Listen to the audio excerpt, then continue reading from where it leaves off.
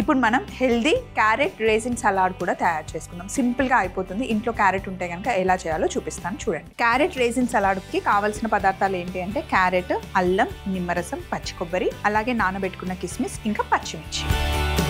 So first మనం పచ్చిమిర్చిని చిన్న చిన్నగా కట్ చేద్దాం.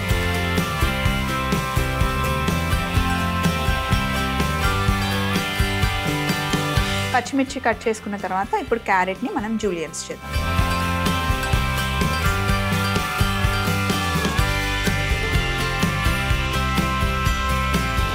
సో ఇలా కట్ చేసుకున్న తర్వాత ఇప్పుడు వీటిని మనం ప్లేట్లోకి తీసుకుందాం.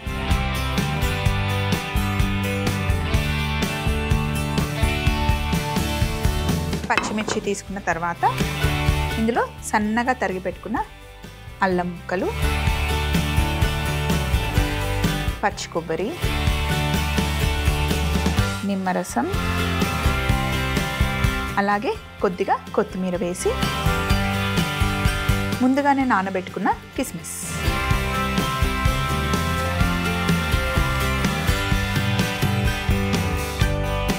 నేనైతే కొద్దిగా ఉప్పు వేస్తున్నాను.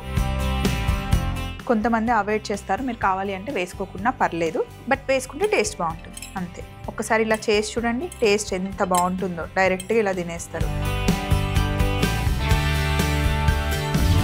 క్యారెట్ రేజిన్ సలాడ్ రెడీ అయిపోయింది. ఇంకొక బౌల్లోకి షిఫ్ట్ చేసుకున్నాం.